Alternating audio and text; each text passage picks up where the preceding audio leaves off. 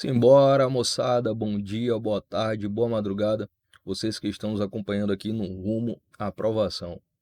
Vamos começar uma matéria, vamos começar a nossa conversa acerca da Lei de Execução Penal, tema esse importante, tanto para quem vai fazer concurso para Polícia Penal, quem vai fazer concurso das carreiras policiais, quando a Lei de Execução Penal ela é cobrada tendo uma abordagem com foco na letra fria da lei, mas também objetivando alguns pontos, tanto de aspectos doutrinários quanto jurisprudenciais. Mas para quem não me conhece ainda, deixa eu me apresentar. Eu me chamo Tiago Andrade e juntos estaremos para conversar acerca da Lei de Execução Penal, uma lei que é o objeto, inclusive, de trabalho de quem vai fazer aí concursos para Polícia Penal, tá? Mas, Thiago, cai só para a Polícia Penal? Não, cai também para outras carreiras. E aí, antes de começar o nosso lereado, nossa conversa acerca da lei de execução penal, me permitam fazer uma breve apresentação, ok? Eu me chamo Thiago Andrade, como acabei de falar. Eu sou bacharel em Direito pela Faculdade Rui Barbosa, na cidade de Salvador, aqui no estado da Bahia. Sou pós-graduado em Ciências Criminais pela Escola Superior do Ministério Público, pós-graduado em Legislação Penal Especial pela Faculdade Legale e pós-graduado em Segurança Pública e Política Criminal pela PUC Minas. Aqui está meu Instagram, se você quiser manter contato. Então, qualquer contato, qualquer dúvida, vocês podem me seguir no @Prof. Thiago Andrade, que lá eu teria o maior prazer em responder todos vocês. Uma breve apresentação do que tange a minha formação enquanto profissional de segurança pública. Eu sou analista de inteligência, sou também operador especializado e sou policial penal do estado da Bahia. Já estou aí enquanto servidor público há mais ou menos 2 anos e meio. Estou concurseiro, então sei o que é estar no lugar de vocês e sempre digo que para que você possa lograr êxito, ter a sua tão sonhada aprovação, você precisa se dedicar, você precisa se abnegar, mas, sobretudo, fazer um estudo com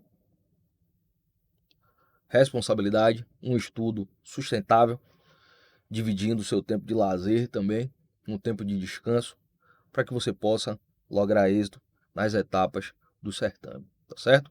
Então vamos avançar. O que nós iremos encontrar aqui nesse curso? Nós teremos 24 blocos aproximadamente, podendo variar um pouquinho mais, um pouquinho menos. 24 blocos, 21 blocos compostos da parte teórica, tá? Blocos de 30 minutos aproximadamente. 21 para abordar toda a teoria, do início ao final da LEP, claro, dando uma observação, dando uma ênfase para aqueles pontos que são mais importantes. Eu tenho um bloco só para falar de jurisprudência aplicada. Esse bloco aqui, sem sombra de dúvidas, para a banca CESP, para a banca FGV e bancas que gostam de abordar os entendimentos dos tribunais superiores, porque estudar a jurisprudência é estudar a aplicação da lei pelo STF, pelo STJ, porque estes dois órgãos supremos são aqueles que vão interpretar a lei quando da sua aplicabilidade. Então o STF, o STJ, ele tem entendimento jurisprudencial em diversos pontos aqui da nossa matéria, e quando pertinente eu irei indicar cada um deles, tá certo?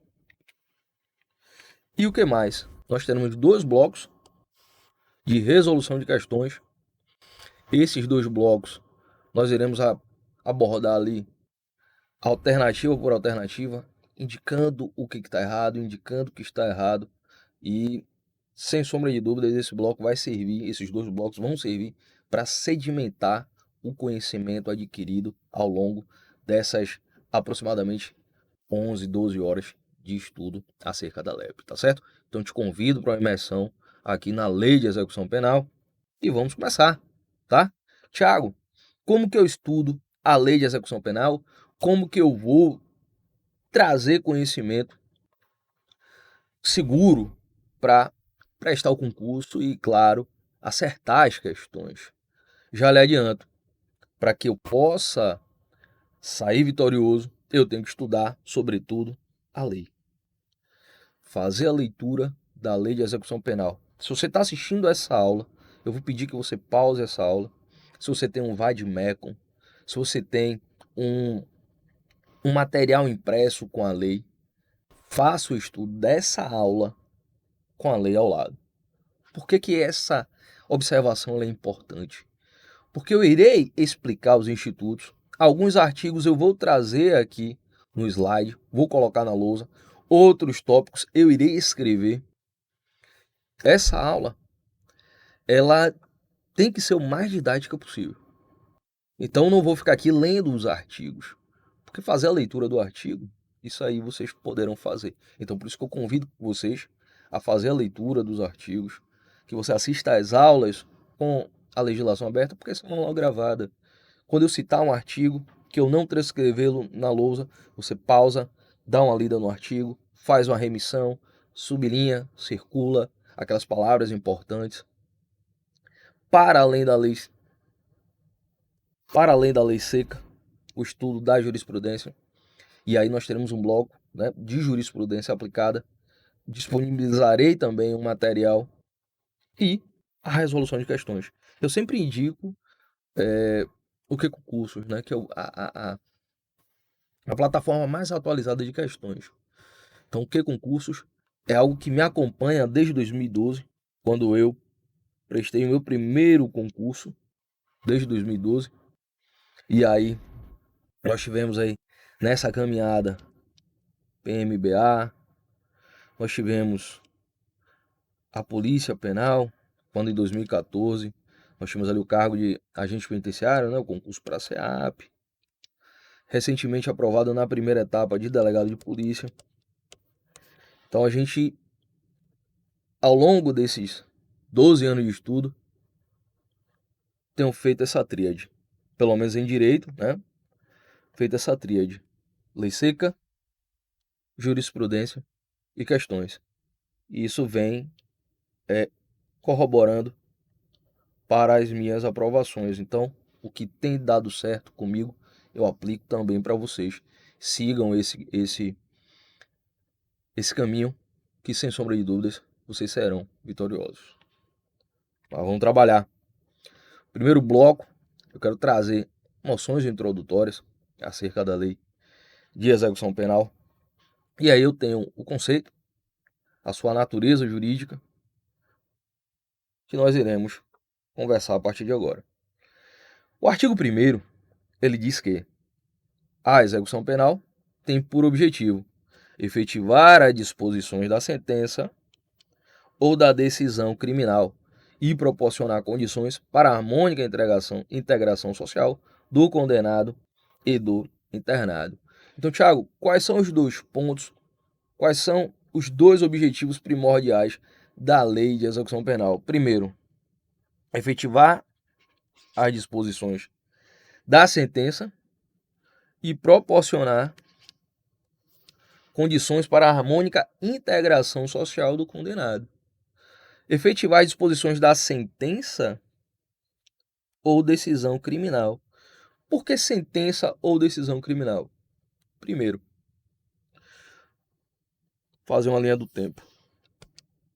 Eu tenho aqui a prática da infração penal.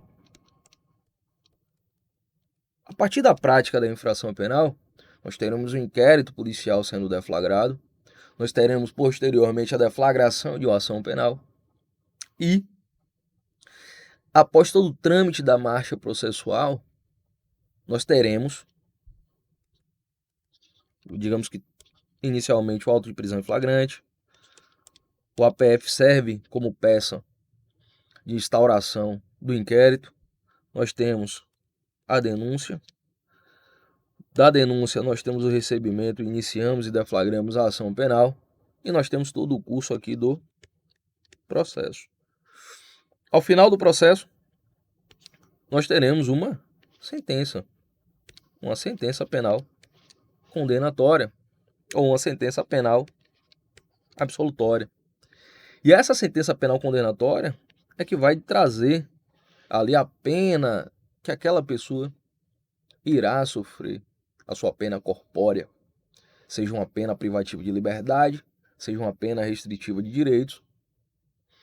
E com o trânsito em julgado, com a sentença penal condenatória transitada em julgado, nós teremos o início da execução penal, nossa matéria. Neste momento é que começa a execução da pena. Então, a execução penal tem por objetivo, a sentença penal tem por objetivo executar os comandos daquela sentença. E para além disso, proporcionar condições harmônicas de integração social do condenado e do internado. Então, trazer ele para uma realidade de condição humana, trazer ele uma realidade de ressocialização, para reintegrá-lo, inclusive, na sociedade. Quando inicia a execução da pena, é justamente para reformar, readaptar aquele condenado e reinseri-lo na sociedade, tá? Tiago, por que sentença ou decisão criminal? A sentença é aquela prolatada ao final do processo. Qualquer decisão que venha no curso do processo, ou até mesmo após o trânsito em julgado de uma sentença penal condenatória, nós podemos ter uma decisão. Inclusive, após o trânsito em julgado, no curso da execução, podemos ter decisões ali interlocutórias. É quando, por exemplo, o agente ele já está cumprindo a sua pena e aí ele ganha o benefício da saída temporária, que nós vamos estudar lá na frente. Quando ele não retorna, o juiz pode ordenar a sua prisão preventiva. E aí nós temos uma decisão. Veja que não é uma sentença, porque a sentença é prolatada ao final do processo. Nós temos uma decisão interlocutória, que pode ser prolatada ou no curso do processo, ou a posteriori, ali após a sentença.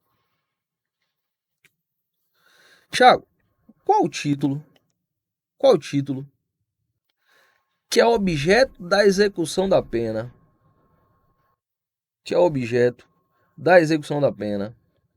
Nós temos a sentença condenatória e nós temos uma sentença absolutória, imprópria, quando eu vou submeter o agente a uma medida de segurança.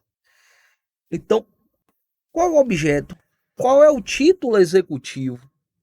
Como assim, Tiago? Título executivo? O que eu vou me utilizar para executar a pena? O que eu irei utilizar para executar a pena? Eu irei utilizar aquela sentença. Basicamente se eu tenho uma relação, para você conseguir imaginar, se eu tenho uma relação de compra e venda, você celebra um contrato. Se esse contrato ele não é adimplido, porque eu tenho aqui uma pessoa querendo vender um carro, eu tenho uma outra pessoa querendo comprar o carro, então nós celebramos um contrato de compra e venda. Se eu que estou comprando não pago, aquele contrato de compra e venda será o título executivo. É o que eu vou me utilizar para ingressar na via judicial para fazer executar. Então, a mesma coisa no processo penal. Aquela decisão, aquela folha de papel, da qual eu tenho uma sentença penal condenatória, constitui um título executivo, será expedida uma guia de recolhimento para que aquela pessoa venha se recolher no cárcere, ou seja, passe a cumprir a sua pena privativa de liberdade ou pena restritiva de direitos, ou se for uma multa, ele poder saldar ali aquela multa. Então, esse título executivo da sentença penal condenatória é o objeto primordial da condenação.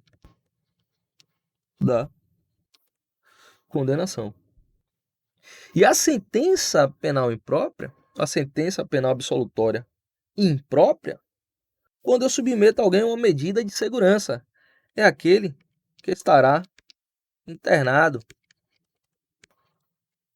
É aquele que estará internado. E aí eu tenho o inimputável e o semi-inimputável. Tá certo? Agora me permitam fazer uma observação no que tange a súmula vinculante de número 35. Tiago, eu posso ter uma transação penal, que é uma medida despenalizadora, que não impõe a pena, prevista lá na 9.099, que é a Lei dos Juizados Especiais Criminais, sujeitando aí na LEP, na execução da pena? E aí a resposta é, ó, não. Se você foi condenado a uma pena privativa de liberdade, você vai cumprir com aquela pena. Então não cabe nenhum acordo, não cabe nenhuma transação, não cabe nada que venha a satisfazer um benefício para o acusado. Então aquele condenado, ele vai cumprir com a sua pena. Ele vai ser recolhido ao cárcere, tá certo? A decisão aí não vai repercutir efeitos na execução da pena. Então, transitou em julgado, você vai cumprir com sua pena. Não cabe mais nenhum acordo, tá? Tiago, qual a finalidade da LEP? Qual a finalidade da LEP? Para que serve esse instituto? Primeiro, para uma prevenção especial negativa, que é evitar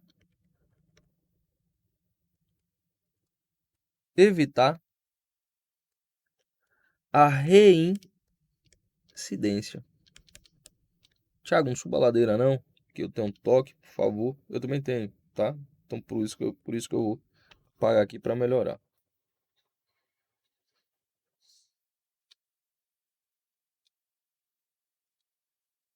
Então a prevenção especial negativa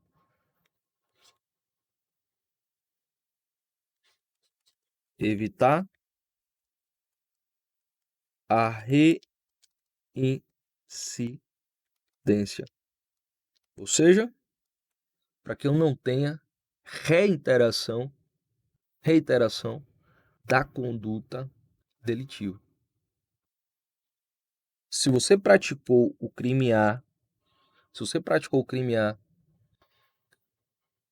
e você está cumprindo com a pena, essa pena sirva para que você não venha a praticar um novo crime este B. O sujeito reincidente é aquele que comete um novo crime após uma sentença penal condenatória. Então você é reincidente. Nós vamos estudar isso um pouco mais para frente e eu farei um quadrinho para lhe dizer quando é reincidente e quando não é reincidente, certo?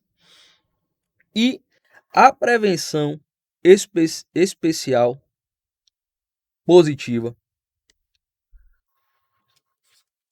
é a ressocialização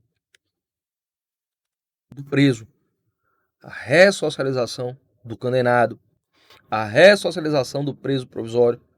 Então, a ideia de prevenção positiva é a busca da ressocialização, ressocializar aquele indivíduo e reinseri-lo na sociedade. Tiago, e a retribuição? O que seria a retribuição? Nada mais é que, se você pratica um crime, você vai sofrer uma pena. A partir dessa pena, nós teremos uma retribuição para a sociedade.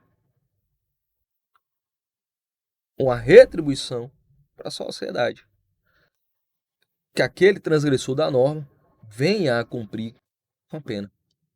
Que aquele transgressor da norma não venha a praticar novos delitos, então evitando ali a reincidência, ressocializando ele, e quem ganha é a sociedade. Quando eu levo alguém ao cárcere, não é um castigo se você pratica um delito, por óbvio, que a punibilidade é a consequência lógica, porque você cometeu um fato típico, um fato ilícito e um fato culpável. Se você praticou isso aqui, ó, a punibilidade é a decorrência lógica. Então, se você é levado ao cárcere, você está cumprindo uma pena, está havendo uma retribuição daquele mal casado, tá? Tiago, podemos falar em prevenção geral? Não, não podemos falar em prevenção geral. Por quê? Haja vista que há um título executivo, há uma execução a ser feita, já há uma sentença penal condenatória transitada em julgado. A prevenção geral é evitar que crimes sejam praticados, tá? Que crimes sejam praticados. Vamos avançar. Tiago, qual o âmbito de incidência da LEP? A quem eu aplico a lei de execução penal? A quem eu aplico a lei de execução penal? O artigo 2º, parágrafo único da LEP vai dizer: aplica-se igualmente ao preso provisório, ao condenado, pela justiça eleitoral, pela justiça militar, quando recolhido a estabelecimento sujeito à jurisdição ordinária. O que é essa jurisdição ordinária? É quando você praticou um crime comum, seja por ter praticado um crime previsto no Código Penal, seja por ter praticado um crime previsto nas legislações penais especiais. Então você será submetido a um processo e desse processo você será recolhido ao cárcere. Você vai cumprir com a sua pena e aí você vai para uma unidade prisional. Então eu estou diante de uma jurisdição ordinária, uma pessoa comum. Agora, quando você responde um processo na justiça eleitoral ou na justiça militar, eu tenho efetivamente uma jurisdição especial. Então, eu posso recolher aquela pessoa, né, que praticou um crime militar em um estabelecimento prisional adequado. Aquela pessoa que foi condenada pela justiça eleitoral em um outro estabelecimento adequado. Mas quando eu estou diante de uma situação de um comum, eu tenho a jurisdição ordinária. Então, essa jurisdição ordinária é para todo e qualquer processo. A jurisdição especial são para aqui a justiça eleitoral e a justiça militar. Agora, Tiago, eu posso aplicar a lei de execução penal a esses presos especiais? Sim, quando ele estiver diante de uma jurisdição ordinária, quando ele estiver cumprindo a sua pena em uma unidade prisional comum e não uma unidade prisional especial. Para a gente finalizar aqui essa parte e avançar para entender a natureza jurídica da lei de execução penal e finalizar esse bloco inicial, né, que se intitulou Noções Introdutórias, porque a partir do segundo bloco a gente já vai trazer princípios da lei de execução penal e aí vamos desbravar a classificação do condenado, a identificação do seu perfil genético e tantos outros tópicos, tá? Tiago, se eu tiver uma nova lei, se eu tiver uma nova lei, essa nova lei que vai trazer um benefício para aquele que cumpre com a pena, quem vai aplicar? Quem vai decidir acerca de determinada matéria? E aí eu já lhe adianto. A súmula 611 do Supremo Tribunal Federal, a súmula 611 do Supremo Tribunal Federal, ela vai dizer que ao juiz da vara de execução penal, ou seja, ao juízo da execução, cabe aplicar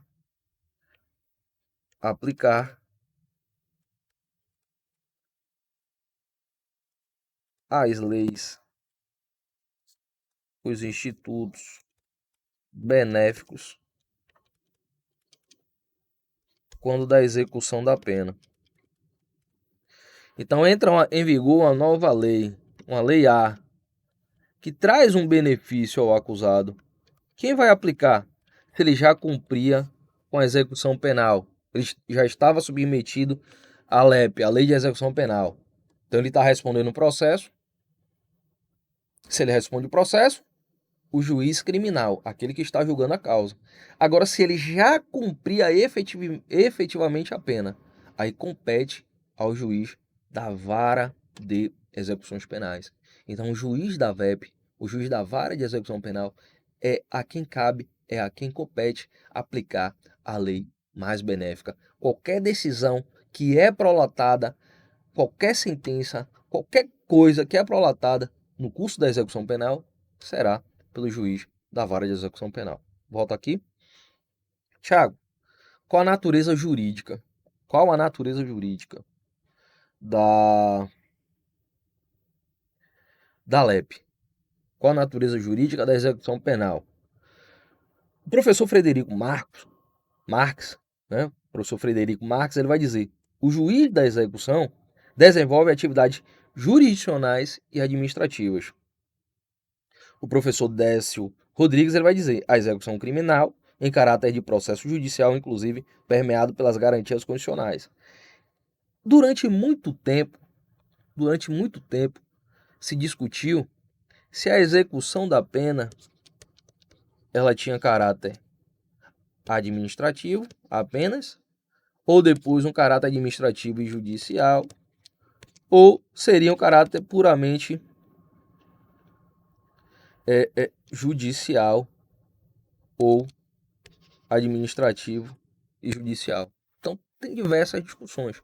Uma primeira corrente vai dizer que o processo, a natureza jurídica da LEP é uma atividade puramente administrativa.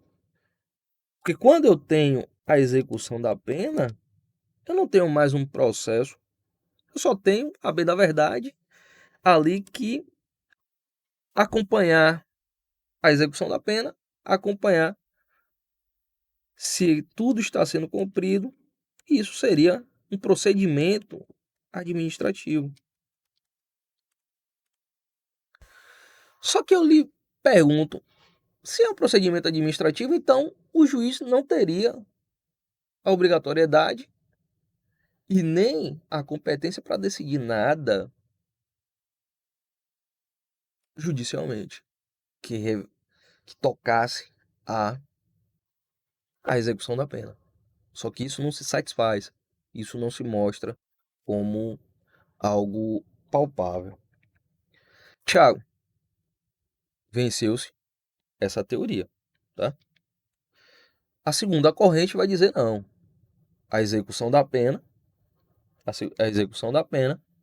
ela é uma atividade judicial, já que o juiz pode prolatar decisões no curso da execução da pena. Então, se eu tenho uma atividade judicial, então eu já não poderia ter nada na esfera administrativa, como, por exemplo, o PAD. Quando o apenado ou preso provisório, ele comete uma falta grave, porque a falta grave eu posso aplicar também aos presos provisórios. Então, se eles cometem uma falta grave, eu vou instaurar um PAD, um processo administrativo disciplinar. Este processo administrativo disciplinar, ele é um procedimento administrativo. Então, hoje nós temos a terceira corrente e a corrente majoritária, que vai dizer, olha, a execução da pena é uma atividade complexa, é uma atividade mista. Então eu tenho tanto procedimentos judiciais, atividade judicial, como eu tenho também a atividade administrativa. Atividade administrativa quando eu tenho aí um PAD ou qualquer incidente de atividade judicial, quando eu tenho qualquer decisão que reverbere acerca aí da execução da pena. Quando, por exemplo, um juiz decide pela progressão de regime, tá certo? Então, com isso, galera, a gente fecha esse bloco inicial, a gente fecha esse entendimento e aí eu lhe digo, me ajude a te ajudar. Clique no próximo bloco para a gente dar continuidade ao nosso estudo, tá bom?